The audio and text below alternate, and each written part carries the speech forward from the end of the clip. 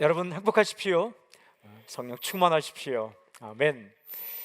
함께 읽은 마태복음 22장 23절부터 33절까지 말씀에는 사두개인들의 질문과 예수님의 대답이 기록되어 있습니다. 질문과 대답은 그저 객관적인 정보를 나누는 게 아닙니다. 논쟁 차원입니다. 핵심 주제가 무엇인가? 부활 논쟁입니다. 죽은 뒤에 부활이 있는가? 라는 주제로 논쟁이 벌어지고 있는 거죠. 사두개인들의 주장을 알 수 있는 아주 중요한 핵심 구절이 맨 처음 구절 23절에 이렇게 기록되어 있습니다. 부활이 없다. 메 에이나이 아나스타신, 정확한 번역입니다. 부활 그런 거는 없다, 이런 주장입니다. 사두개인은 그 당시 있었던 이스라엘 3대 분파 중에 한 분파입니다. 사두개인, 바리새인, 헤롯 당이 있었습니다. 근데 사두개인과 바리새인들은 여러 면에서 첨예한 대립을 가지고 있었지만 그 중에 아주 중요한 부분이 부활입니다. 이들의 주장의 차이를 알 수 있는 구절이 사도행전 23장 8절에 이렇게 돼 있어요. 사두개인은 부활도 없고 천사도 없고 영도 없다 하고 바리새인은 다 있다 함이라. 바리새인들은 영혼도 있고 부활도 있고 천국도 있다, 천사도 있다. 사두개인은 다 없다. 사는 게 많이 달랐어요. 사두개인들은 현실주의자였습니다. 로마에 협조하며 현세주의적으로 살고 있었죠. 이 사두개인들이 예수님을 찾아온 거예요. 특별히 사두개인들은 구약 성경 가운데 다 믿지 않고 모세 오경만 받아들였습니다. 창세기, 출애굽기, 레위기, 민수기, 신명기, 이 5개의 성경만이 진짜다라고 받아들인 거죠. 이들은 모세 오경, 창세기, 출애굽기, 레위기, 민수기, 신명기를 다 샅샅이 뒤져보아도 부활에 대한 이야기는 없다라고 주장을 했어요. 이들이 찾아와서 죽은 자의 부활과 관련하여 예수님께 질문하고 있는 겁니다. 이게 대답을 얻기 위한 질문이라기보다는 시비를 걸고 있는 거예요.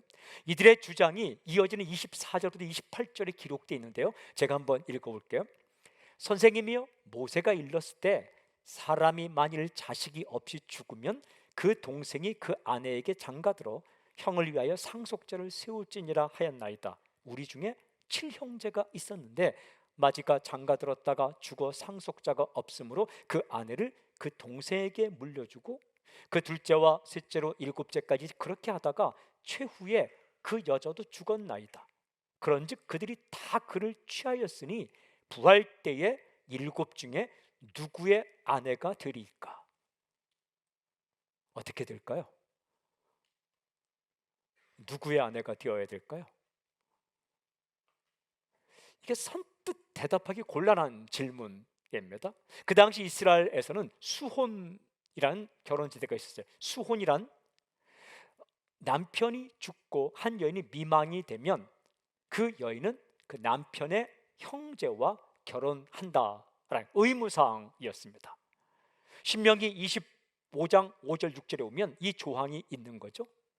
그 조항에 따라 이 남편이 일찍 죽고 여인 혼자 남으면, 자녀가 없으면 이 여인이 그 죽은 형제의 한 명과 결혼하게 되는 거예요. 왜 그렇게 했는가? 첫째는 혈통이 끊어지지 않도록, 두 번째는 그 죽은 남편에게 소속된 땅이 다른 사람에게 넘어가지 않도록, 이 땅이 넘어가지 않도록 하기 위한 거죠. 이들이 부활을 믿지 않으면서 이 부활 때 일어날 일을 가지고 온 거죠. 그러니까 이들은 왜 이런 질문을 하고 있습니까? 7명의 형제가 있었는데 다 죽고 한 여인이 7명과 결혼했는데 이거 어떻게 될까요? 왜 이런 질문을 하고 있을까? 그들의 주장은 이것입니다. 부활이 있다면 굉장히 곤란한 상황이 벌어지고야 만다. 그러니까 부활은 없어야 된다. 굉장히 논리적으로 빈약한 논리입니다. 이런 거예요. 여행 가면 힘든 일이 많다, 여행 가면 안 된다, 이런 논리. 이 곤란한 상황을 들어서 어떤 사건 사실 자체를 다 폐기시켜 버리는 그런 논리이죠. 어떤 사람이 이렇게 말해요. 나 그 사람 천국 가면 안 가. 그 내 돈 떼어먹고 간 사람, 그래서 예수 믿고 천국 가면 어떻게 그 영원토록 봐 그걸. 천국 있으면 안 돼, 가면 안 돼. 그런 이 사두개인들의 주장이 일단 논리적으로도 맞지 않아요. 일부의 곤란한 상황이 그 사건이 일어날 가능성을 완전히 배제한다라고 생각하는 거죠. 해야 된다, 당위로 받아들이는 거예요. 해야 된다라고 말을 요청하는 거죠. 이들이 주장을 펼치고 있는 거예요. 이 질문에 대해, 이 부활이 없다라는 이들의 주장에 대해 예수님은 어떻게 말씀하실까? 굉장히 중요한 말씀이 예수님의 대답 속에 있는 겁니다. 예수님의 대답을 제가 끊지 않고 이어지는 29절부터 33절에 있는 말씀을 제가 쭉 읽겠습니다. 이렇게 대답하셨어요. 예수께서 대답하여 이르시되 너희가 성경도 하나님의 능력도 알지 못하는 고로 오해하였도다. 부활 때에는 장가도 아니 가고 시집도 아니 가고 하늘에 있는 천사들과 같으니라. 죽은 자의 부활을 논할진대 하나님이 너에게 말씀하신 바 나는 아브라함의 하나님이요 이삭의 하나님이요 야곱의 하나님이로라 하신 것을 읽어보지 못하였느냐? 하나님은 죽은 자의 하나님이 아니요 살아있는 자의 하나님이시니라 하시니 무리가 듣고 그의 가르침에 놀라니라. 사두개인들이 놀랐다. 사두개인들이 놀란 이 말씀을 우리가 오늘 묵상할 거예요. 부활이 없다라고 주장하고 부활이 있으면 곤란하다라고 주장했던 그들이 와서 한 질문에 대해 예수님께서 한 대답은 그들을 놀래켰다. 이 대답을 우리가 묵상할 겁니다. 여러분, 굉장히 중요한 말씀, 이 말씀 속에서 30절에 있는 이 말씀에 부활 때에는 무슨 말씀입니까? 부활이 있다라는 거예요. 그때가 있다. 예수님의 선포입니다.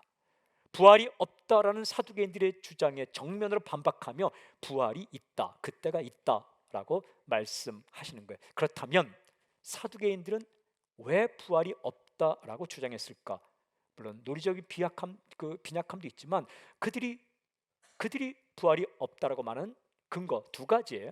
이렇게 말씀하실 때 너희가 성경도 하나님의 능력도 알지 못하는 고로 오해하였도다.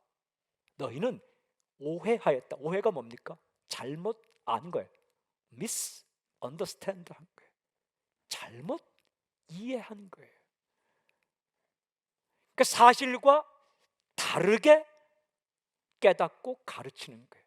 너희는 부활에 대해 오해하였다. 그 이유가 무엇인가? 두 가지 구절 중에 성경, 하나님의 능력. 성경을 알지 못했다. 그래서 너희는 부활에 대해 오해하였다. 하나님의 능력 알지 못했다. 그래서 너희는 부활에 대해 제대로 알지 못했다라는 거죠. 이 예수님의 대답 속에 굉장히 중요한 메시지가 담겨요. 첫 번째 메시지, 성경에는 부활에 대한 증거가 있다라는 주님의 말씀이에요.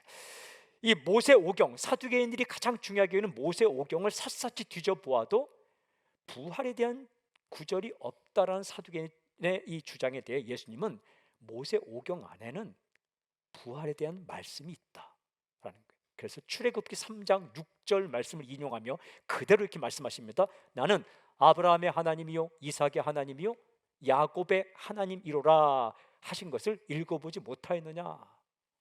성경 안 읽었느냐? 이런 질문이에요. 출애굽기 3장 6절에 나는 아브라함의 하나님, 이삭의 하나님, 야곱의 하나님, 이 말씀을 그대로 인용하시면서 예수님은 하나님에 대해서 이렇게 말씀해요. 하나님은 죽은 자의 하나님이 아니요 살아있는 자의 하나님이시니라. 굉장히 중요한 말씀이에요. 하나님은 죽은 자의 하나님이 아니요 살아있는 자의 하나님이시니라. 이 말씀에 굉장히 중요한 선언이 있습니다. 살아있는 자의 하나님. 하나님은 살아있는 자의 하나님이다. 이 말씀은요, 살아있으면 하나님이 되고 죽어있으면 하나님이 되지 않는다, 이 말씀이 아니라 하나님과 관계를 맺고 있으면 반드시 살려놓고 그의 하나님이 되신다라는 거예요. 아브라함, 출애굽기 3장 6절은 하나님이 모세에게 하시는 말씀이에요. 모세에게 모세에게 말하는 거예요. 나는 아브라함의 하나님이다. 나는 이삭의 하나님이다. 이 모세에게 말씀할 때 나는 지금도 이 야곱의 하나님이다. 이 말씀이 무슨 뜻입니까?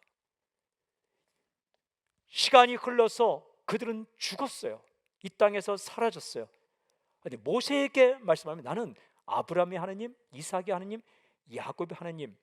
이 말씀은 주님께서 말씀할 때 이 하나님은 그들의 희체의 하나님이 아니라 살아있는 그들의 하나님이다. 그들은 지금 살아있다 라는 말씀으로 예수님께서 해주신. 그래서 예수님은, 하나님은 죽은 자의 하나님, 희체의 하나님이 아니라 하나님은 살아있는 자의 하나님이다. 하나님과 관계를 맺으면, 하나님 안에 있으면 죽어도 살려놓고 그들의 하나님이 된다.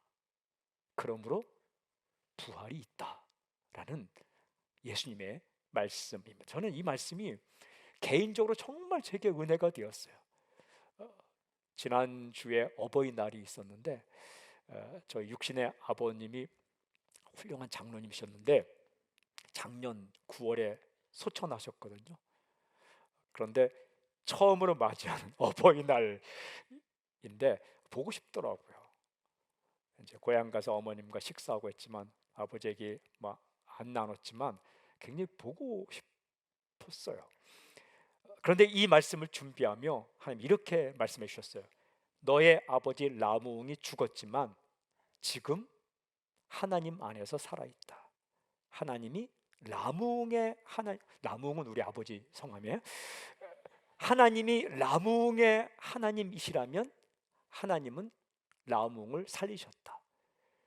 무덤 속에 있는 그 희체의 하나님이 아니라 살아있는 라무응의 하나님이다. 또한 하나님이 너의 하나님이시라면 하나님은 너를 살려놓고 너의 하나님이 되실 것이다. 이렇게 저에게 다가왔어요. 여러분, 성경은 분명히 죽은 자의 부활을 증거하고 있다라는 말씀을 예수님께서 하시는 거예요. 하나님과 관계를 맺으면, 하나님의 백성이 되면 하나님은 죽은 상태의 시체의 아버지가 되는 게 아니라 죽더라도 살려놓고 그의 목자, 그의 하나님이 되신다. 그러므로 죽은 자의 부활이 있다라는 예수님의 증거입니다. 물론 다른 논리적인 증거가 많이 들겠지만 저는 예수님의 말씀, 그분이 바로 하나님이시다 하는 거예요. 부활이 있다. 그러시면서 이 죽은 자의 부활과 관련하여 굉장히 중요한 메시지를 주십니다. 이 메시지가 중요한데 둘째 포인트입니다. 하나님의 능력 안에서 생각하라. 굉장히 믿음의 원리예요. 하나님의 능력 안에 생각하라. 예수님께서 말씀하셨어요. 너희는 하나님의 능력을 알지 못했기 때문에 오해했다라고 말씀하셨죠. 그러니까 하나님의 능력 안에서 생각하면 부활, 천국 다 받아들일 수 있다. 모세 오경, 특별히 창세기에는 하나님의 능력에 대해 이렇게 말씀하십니다. 창세기 18장 14절에 여호와께 능하지 못한 일이 있겠느냐. 여호와는 하나님의 이름이에요. 하나님께 능하지 못한 일이 있겠느냐. 무슨 말씀입니까? 하나님은 모든 것을 하실 수 있다 하는 거예요. 이건 철학적으로 생각하더라도 신이라고 우리가 인정하려면 신은 여러 가지 속성이 있지만 그 중에 한 가지 중요한 속성이 전능해야 돼요. 신이 삐리삐리 해갖고 못하는 게 너무 많아, 허접해. 그건 신이 아니에요. 하다못해 우리가 살면서 무슨 바둑의 신 하면 남들이 생각하지 못하는 신의 한 수를 가지고 있어야 되는 거예요. 그죠? 하지만 우리가 인간이 아니라 신이라고 할 때는 신이 가져야 할 필요 조건 가운데 무능이 있으면 안 돼요. 할 수 있는 모든 것을 할 수 있는, 존재해야 되고 모든 걸 할 수 있는 전능, 전지. 그냥 이것은 그냥 논리적으로 생각해서 하나님은 모든 것을 할 수 있다. 그분, 우리가 믿는 하나님은 모든 것을 하실 수 있다. 그러니까 사두개인들의 오류가 무엇이냐면 인간의 능력 안에서 부활의 문제를 생각했다는 거예요. 그냥 우리의 능력 안에서만 생각했기 때문에 부활 있으면 정말 곤란한 일이 많다. 인간이 수많은 인간 관계를 가지고 이 땅에 살다가 죽는데 그 모든 그 인간 관계를 다 가지고 그대로 그냥 살아난다면 천국에 얼마나 많은 문제가 있겠느냐. 이것은 인간의 능력 안에서, 하나님의 능력 안에서 생각하면, 하나님의 능력 안에서 생각할 때 많은 문제가 쉽게 풀릴 수 있다, 이해하고 받아들일 수 있다라는 말씀을 하는 거예요. 사랑하는 여러분, 죽었다가 살아나는 것 하나님의 능력으로 가능하다. 그리고 살리실 때 우리가 지금 경험하는 인간과 전혀 다른 차원의 정말 완벽한 차원으로 인간을 살리시는 것, 하나님의 능력 안에서 가능하다. 너희는 너의 경험 안에서, 너의 능력 안에서 생각했기 때문에 부활을 놓칠 수밖에 없다라는 예수님의 말씀이에요. 사랑하는 여러분, 이게 굉장히 중요한데, 영원한 세계, 죽음 이후의 세계, 천국의 세계, 그리고 우리가 죽었다가 다시 다시 살아난 이 부활의 몸의 세계는 현재 물리학의 이 차원 안에서 가둘 수 없는 거예요. 우리가 어떤 물건이 있을 때에 이 물건을 내가 보고 알고 판단하는 것을 어려운 말로 인식한다 그래요. 근데 임마누엘 칸트라는 철학자가 굉장히 중요한 얘기를 했는데, 어떤 물체가 있을 때, 딩안지히라고 이제 독일어에서 물 자체가, 어떤 물체가 있는데, 존재가 있는데, 이 존재를 우리가 알고 이해하는 것은 두 가지 형식이 있다는 거예요. 그게 하나는 시간이고 하나는 공간이다. 시간이라는 형식 안에서 우리는 사물을 이렇게 이해하게 된다. 공간이라는 형식 안에서 사물을 이해하게 된다. 이 시간과 공간이 직관의 형식이다. 뭐냐면 어떤 사물을 이해하고 받아들이는 형식이다. 사람을 딱 보고 나 아닌 다른 사람을 내가 어떻게 이해하고 받아들이고 관계를 맺는 것, 시간이란 차원 안에서, 공간이란 차원 안에서 우리는 모든 물체를 받아들이게 된다. 굉장히 중요해요. 그게 유명한 그의 순수이성 비판에 나오는 중요한 내용. 그리고 어떤 범주를 통해 받는 12개의 카테고리, 12개의 카테고리를 통해서 받아들인다. 그러니까 우리가 이 땅에 사는 동안 시간이라는 이런 형식과 공간이라는 형식을 뛰어넘을 수 없다라는 거예요. 여기 있으면서 저기 있을 수 없고.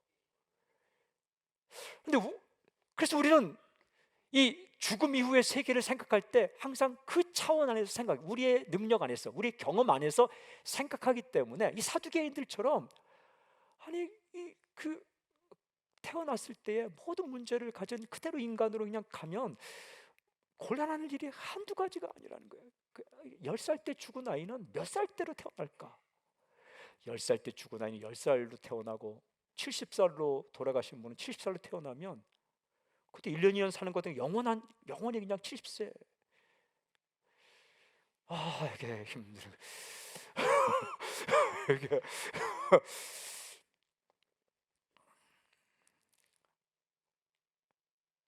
여러분, 하나님이 다시 창조하는 이 우리에게 주시는 새로운 몸과 새로운 세계는 완전히 새로운 세계예요.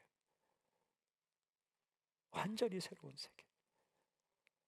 우리가 다 이해할 수 없지만 현재의 물리학적인 체계와는 완전히 새로운 체계. 이게 어떻게 가능할까? 하나님의 능력으로 가능하다. 하나님은 그렇게 하셨다. 여러분, 하나님은 이 땅을 창조하셨어요. 그러므로 새로운 세계를 다시 창조할 수 있는 능력이 있으냐? 우리의 하나님. 하나님은 생명을 만드셨어요. 그러니까 하나님은 죽은 사람을 다시 생명을 불어넣을 수 있는, 다시 살릴 수 있는 능력을 가진 분이 하나님이신 거예요. 우리가 천국에서 받게 될 육체는 이 땅에서 쓰던 육체와는 전혀 다른 몸이에요. 물론 불연 속성을 가지지만 하나의 연속성은 가집니다. 정체성, 이 사람이 누구인가, 아이덴티티, 정체성은 유지될 거예요. 가면 알아볼 수 있어요. 천국에 가면 그 사람이 누군지 알아볼까요? 알아봐야죠. 그래서 그 알아볼 수 있죠. 하지만 정체성은 연속성을 가지지만 모든 것들은 이 땅의 몸과는 비교가 안 되는 전혀 다른 차원의 불연 속성을 가질 수밖에 없다. 아프지 않아요. 더 이상 병들지 않아요. 늙지 않아요. 시간이라는 틀이 사라진 상태이기 때문에 늙어가지 않는다는 거예요. 완전히 새로운 몸을 가지고 살아간다. 이 사실을 다 설명하지 않았지만 예수님은 사두개인이 이렇게 말씀하십니다. 부활 때에는 장가도 아니가고 시집도 아니가고 하늘에 있는 천사들과 같으니라. 부활 때에는 이 땅의 체계와 달라지는데 시집장가 안 간다라는 거예요. 현재의 삶으로 미래의 삶을 추정하면 안 된다. 현재 우리가 살아가는 그 삶의 틀로 미래의 삶을 다 추정하면 안 된다라는 거죠. 또 이 말씀을 가지고 하늘에 있는 천사들과 같다, 이 말씀을 가지고 사람이 죽으면 천사가 된다라고 결론 내리면 안 됩니다. 그 이단으로 가는 거예요. 사람이 죽으면 천사가 된다, 그게 아니에요. 사람은 사람인데 전혀 새로운 완벽한 몸을 받게 될 것이다. 이 말씀은 천국에서는 더 이상 결혼할 일이 없기 때문에 너희들이 염려하는 그런 문제는 생기지 않는다 라는 겁니다. 다만 분명한 것은 무한한 능력으로 완전히 새로운 세계가 열릴 것이다. 부활이 있다면 곤란한 일이 참 많다라는 사두개인들의 이 속생각에 대해 부활이 있더라도 지상에서 생각하는 것처럼 그 경험에 곤란한 일들은 없다. 이 말씀을 들으면서 질문이 생겼어요. 부활 후에 하나님은 그 하나님의 능력으로 우리 몸을 어떤 몸으로 살리실까? 두 번째 질문, 부활 후에 우리가 살게 될 그 새 나라는 하나님의 능력으로 어떤 나라로 만드실까? 성경을 벗어나지 않고 성경에 나온 부분으로만 우리가 묵상합니다. 첫 번째, 부활 후에는 우리 어떤 몸을 가지게 될까?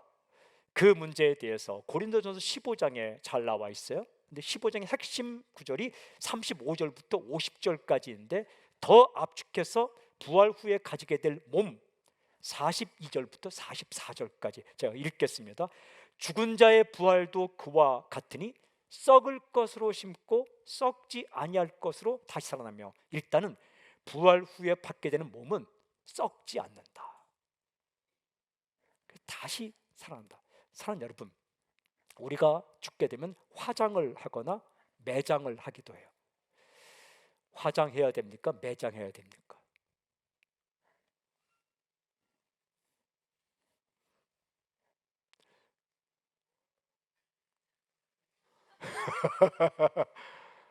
아무거나 하시면 됩니다. 우리가 이 땅에서 살던 이 몸은 다 그냥 놓고 가는 거예요. 이제는 썩지 않는 몸으로 다시 새로운 몸을 주신다 라는 거예요. 그 다음에 욕된 것으로 심고 영광스러운 것으로 살아난다. 여기서 욕된 것이라는 것은 부족하다라는 거예요. 완벽하지 않다. 영광스럽다는 완벽한 몸이다. 완벽한 몸은 어떤 몸일까요? 여러분, 어떤 몸으로 다시 태어나고 싶으세요? 예전에 그 휴대폰 회사 가운데 우리 삼성과 쌍벽을 이루는 세계적인 휴대폰 회사 있죠. 멋있어요. 근데 이제 거기서 이렇게 프로그램 가운데, 앱 가운데 사람 얼굴을 딱 찍으면 누가 닮았는지 보여주는 게 있었어요. 그 해봤습니까? 얼굴을 찍으면 이렇게 해갖고 누구와 닮은 그렇게 합니다. 보통 뭐 연예인들 이렇게 보여줘요. 저도 한번 해봤어요. 장동건 이렇게 나오더라고요.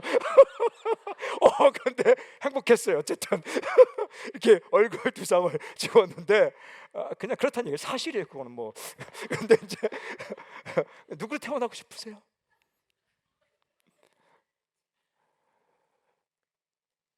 이 땅에 어떤 누구도 완벽한 없어요. 어딘가 다 부족해요. 그냥 완벽하다고 받아들이세요. 그죠? 어떤 면에서 완벽해요. 근데 어떤 면에서는 다 뭐 치수 안 맞아요. 다 이렇게 다 비대칭이에요. 완전 대칭 없어요. 반 딱 이렇게 나눠보면 다 달라요. 완전 대칭이네. 완전 어디? 피검사에서 완전 없어요. 다 그냥 범위, 헤모글로빈 수치 몇 점 몇 없어요. 어디부터 어디까지. 좀 벗어나도 됩니까? 선생님 조금만 벗어나도 됩니까? 김성훈 집사님, 네, 허락해 주세요. 다 부족해요. 다 부족해요. 다 부족해요. 이게 욕된 것이라는 거예요. 다 부족해요. 아름답지만 부족해. 하지만 영광스러운 것은 완벽한 몸으로 하나님이 주신다. 약한 것으로 심고 강한 것, 약하지 않다. 더 이상 부러지지 않아요. 상처나지 않아요. 피부염증 없어요. 아토피 없어요. 알레르기 없어요. 육의 몸으로 심고 신령한 몸으로 다시 하니, 육의 몸이라는 것은 이 지금 현재 쓰는 육, 영의 몸이라는 것은 몸은 없고 영혼만 둥둥 떠다니는 게 아니라 새로운 육신을 가진 영혼, 영혼과 육신의 합이 인간인데 새로운 몸을 가진 그런 영혼, 육의 몸이 있은즉 육의 몸은 이 땅에서 가지고 사는 몸, 영의 몸은 다시 부활 후에 가지는 몸. 새롭게 받게 될 몸은 썩지 않는다. 영광스러운 몸이다. 마치 예수님께서 부활 이후에 가지신 그 몸처럼 문이 닫혀 있는데도 그냥 공간을 초월해서 들어가시잖아요. 문 닫혀 있는데 들어가시잖아요. 공간이란 틀에 갇히지 않고 시간이란 틀에 갇히지 않아요. 시간이란 틀에 갇히면 늙어가는 거죠. 하지만 시간이란 틀에 갇히지 않고 늙지 않는, 시들지 않는 그런 몸을 주신다. 몇 살로 태어날까요? 몇 살로 태어나고 싶으세요? 18살? 어떤 사람이 이렇게 말합니다. 죽을 때 나이로 태어난다. 그 슬픈 일이에요. 어떤 사람 말합니다. 예수님이 33살까지 사셨기 때문에 완벽한 나이 33세에 태어날 것이다. 33세도 사람마다 다 달라요. 다 이 땅에서의 시간이란 범주 안에 생각하기 때문에 생각하는 거예요. 하지만 정체성은 연결되되 아주 영광스러운 몸을 가지고 태어날 것이다. 이게 어떻게 가능하냐? 아프지도 않고 병들지도 않고 다치지도 않고 부족함도 없고 나이라는 틀도 벗어난, 그러나 현재 우리가 가지고 있는 나라는 정체성은 유지되는, 알아볼 수 있는, 우리 아버지구나 어머니구나 알아볼 수 있는. 어느 사람 말합니다. 천국 가면 몰라보는 거 아닙니까? 알아보죠. 그래야 구원받아. 모세와 엘리야가 예수님 살아계실 때 변호사님 나타났을 때 알아봤잖아요. 모세, 엘리야. 아브라함은 아브라함이고 이삭은 이삭인 거예요. 그죠? 야곱은 야곱인 거예요. 당신은 당신인 거예요. 하지만 그 외의 모든 새로 받게 될 몸은 상상할 수 없는 그런 아름다운 몸을 가진, 장애 없어요. 휠체어 타지 않아요.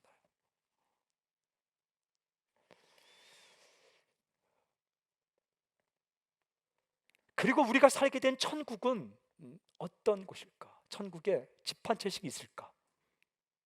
교회 있을까? 천국 가면 교회가 곳곳마다 있다. 온통 다 교회 십자가다. 이건 성경을 안 읽어본 사람이에요. 이 우리가 가게 될 천국에 대한 이야기는 다른 것보다 요한계시록 21장 22장, 요한계시록 21장 22장이 예수님의 신부가 된 우리가 예수님과 함께 될 신혼집을 보여주고 있는 겁니다. 21장 22장에 보면 먼저 시작하는 21장 1절도 5절엔 이렇게 기록되어 있어요. 또 내가 새 하늘과 새 땅을 보니, 새 하늘이에요, 새 땅이에요. 처음 하늘과 처음 땅이 없어졌고 이 땅과 이 모습과는 전혀 비교가 되지 않는 바다도 다시 있지 않더라. 또 내가 보면 거룩한 성 새 예루살렘이 하늘로 하나님께로부터 하늘에 내려오니 그 준비한 것이 신부가 남편을 위해 단장한 것 같더라. 이 땅에서 볼 수 있는 가장 아름다운 모습이 결혼식 날 신부의 모습. 그래서 그처럼 아름다운 곳이 천국이다. 내가 들으니 보좌에서 큰 음성이 나서 이를 때 보라 하나님의 장막이 사람들과 함께 있으며, 하나님의 장막은 천국이 사람들과 함께, 그곳은 사람이 가득하다. 하나님이 그들과 함께 계시리니 그들은 하나님의 백성이 되고 하나님은 친히 그들과 함께 계셔서 모든 눈물을 그들에서 닦아주시니 다시는 사망이 없고 애통하는 것이나 곡하는 것이나 아픈 것이 다시 있지 아니하리니 처음 것들이 다 지나갔으리라. 보좌에 앉으신 이가 이르시되 보라 내가 만물을 새롭게 하노라 하시고, 또 이르시되 이 말은 신실하고 참되니 기록하라 하시고.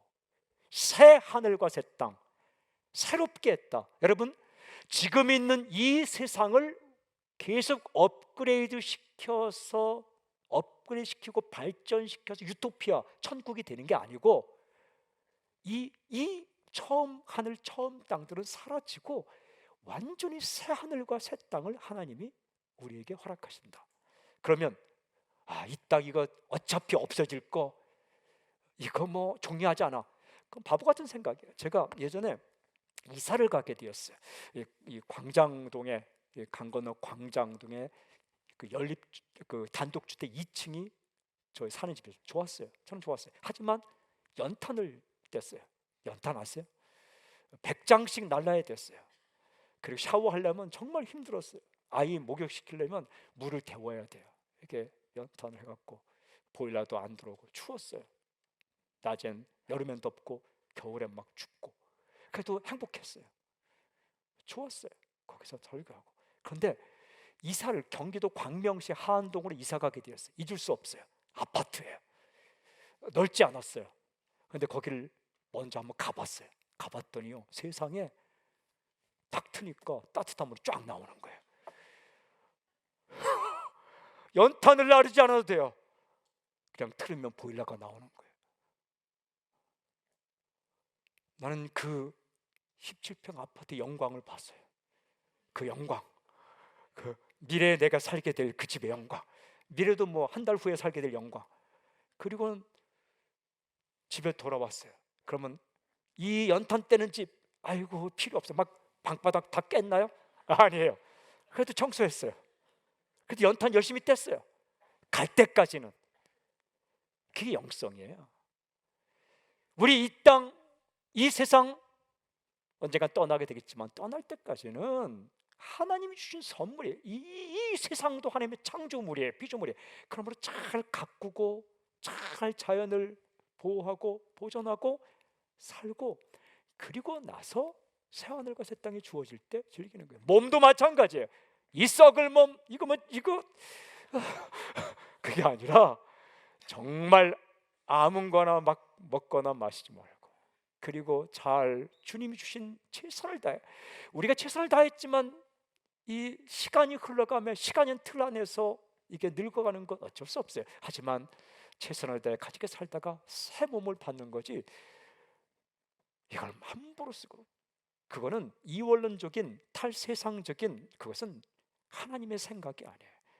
이 세상, 이 몸 최선을 다해 하나님의 선물인 줄 알고 쓰고, 다시 새로운 몸과 새로운 천국, 그 새로운 천국이 주어지는데 거기에는 죽음이 없다는 거예요. 죽음, 늙어감이 없다, 노화가 없다, 아픔도 없다, 약함도 없다. 이런 거 다 지나간다. 더 이상 없습니다. 이게 어떻게 가능한가? 이런 나라가 어떻게 가능한가? 하나님의 능력으로 가능하다는 거예요. 하나님은 이 세상을 창조하신 하나님께서 능력으로 전혀 다른 물리학적인 차원의, 전혀 다른 공간적인 차원의 시간의 틀을 지배받지 않는, 영원이란 시간이 무한정 흘러가는 세계가 아니라 시간이 사라진 세계,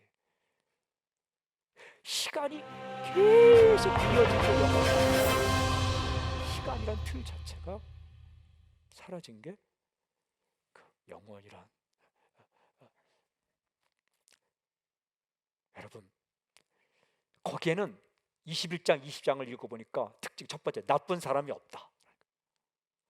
거기 사탄, 귀신들, 악한 사람들 하나님이 다 격리 수용했어요. 무적행으로 요한계시록 보면 일단 격리 수용하고 거기는 나쁜 사람이 없어요. 어두운 곳이 없어요. 다 밝아요. 수많은 보석들로 빛나고 있고 거기 성경 보니까 따로 성전이 없다. 그냥 예수님이 성전이다. 이런 성전이 없다는 거예요. 제가 일부 예배 때 실수했는데 뭐냐면 앞에 성도의 교제 광고하는데 우리 성경 말씀 읽잖아요. 뭐 이렇게 가만히 앉아있다가 성경 말씀 읽자마자 제가 설교하러 막 이렇게 올라오는데 아차 싶더라고요. 찬양을 해야 되는데. 그래서 여기까지 올라오다가 내려갈 수는 없고 창피하니까 여기 와서 이제 서 있었어요. 찬양하는 동안 여기 서져갖고 내려갈 수 없고 막 이렇게 신령하게 막 이렇게 손들자니까 사람들이 굉장히 할 말이 있으신가 보다.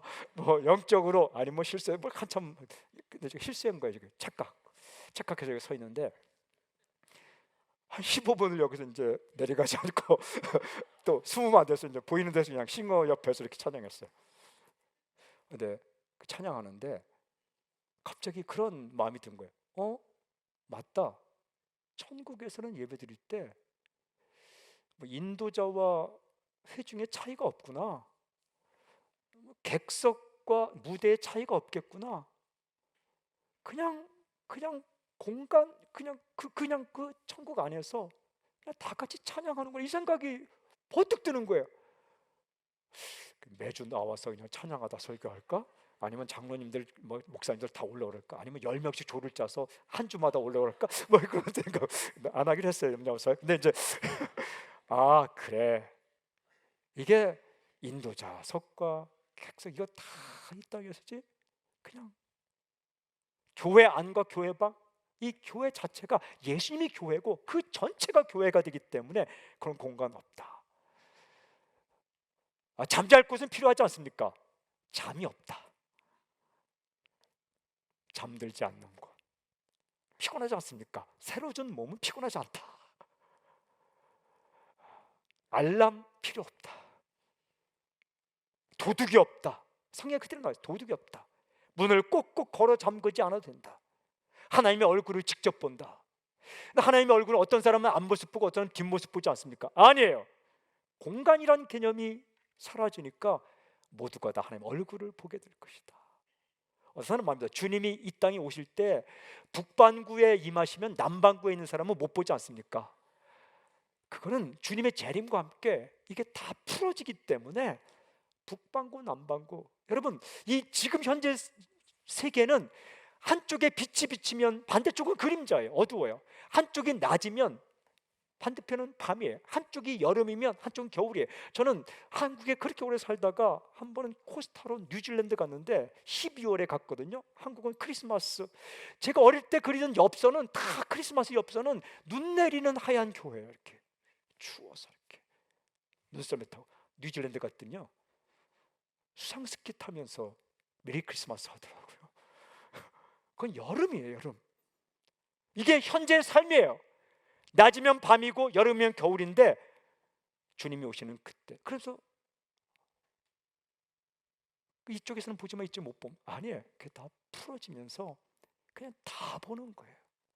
주님 오실 때는 잠자고 있다가 맞이하면 여러분 그렇게 주님이 구름 타고 오시는데 그때 잠자고 있는 사람은 대단한 사람이에요.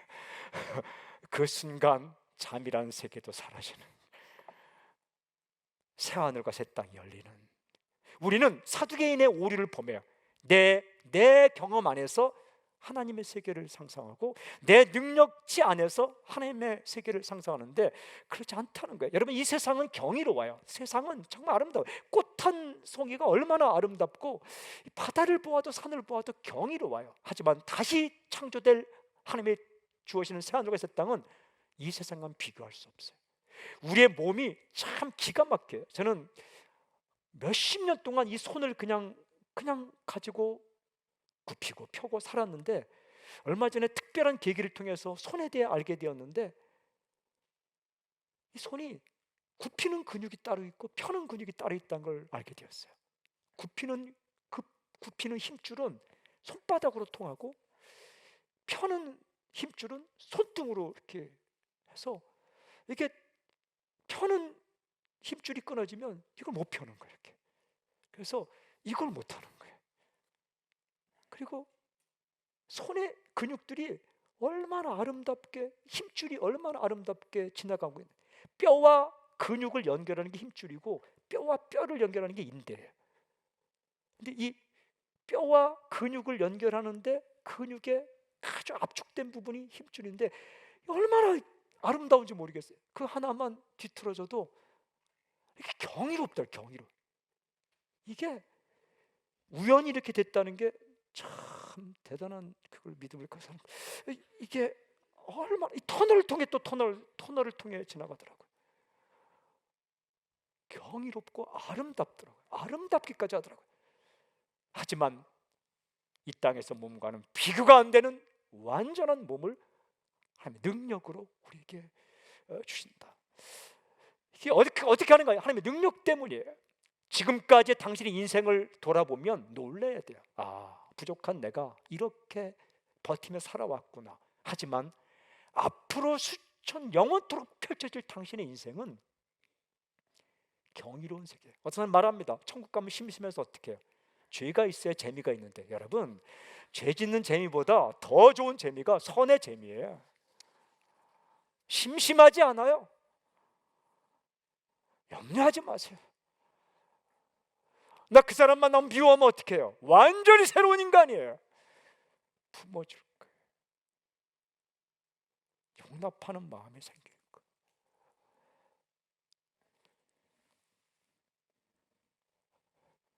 기적이 인간의 능력으로 생각하면 불가능한 일이에요. impossible. 하지만 기적은 하나님의 능력으로 생각하면 다 가능한 거예요.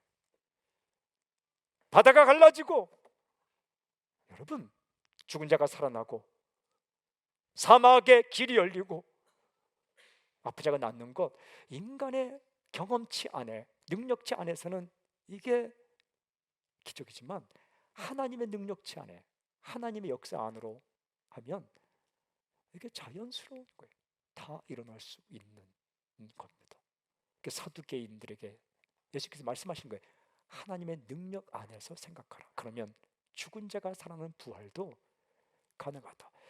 죽은 이후에 야기되는 수많은 곤란한 문제들, 그것은 현재의 삶으로 미래를 추정하기 때문에 나타나는 것이지 전혀 새로운 몸으로, 전혀 새로운 인간으로, 하지만 정체성은 유지되되 그렇게 다시 살리실 것이다. 불완전하지 않고 완전한, 그렇게 살릴 것이다 라고 말씀하시는 거예요. 사랑하는 여러분, 이게 믿음의 근본이고 뿌리고 기초예요. 내 능력 안에서 모든 것을 판단하지 않고 하나님의 능력 안에서 그렇게 기도할 수 있는 거예요. 저 사람은 죽어도 변하지 않을 거야. 하나님은 그 사람도 변화시키는 능력이 있어요. 우리 집안은 절대 변하지 않을 거야. 아니에요. 당신 집안이 얼마나 대단하길래 그렇게 안 변해요. 하나님의 역사하시면 변하는 거예요. 저 북녘 땅은 아니에요. 우리가 기도하고 나아갈 때에 다시 복음의 꽃이 피고 시들었던 복음의 씨앗도 다시 피울 수 있는 그런 능력을 가진 분이 하나님이세요. 내 인생은 이제 끝이 아니에요. 끝은 없어요. 죽음은 끝이 아니에요. 새로운 시작입니다. 죽음은 마침점이 아니에요. 그것은 쉼표예요. 피어리드가 아니에요. 콤마, 쉼표예요. 하나님이 계시면 끝은 없어요. 다시 시작이에요. 인생도 마찬가지고, 집안도 마찬가지고, 민족도 마찬가지고, 당신의 삶도 마찬가지예요. 이 땅의 순간순간도 끝 안에 새로운 시작이 있어요. 왜? 하나님의 능력으로 말미암아 우리 인생의 끝인 죽음도 새로운 시작이에요.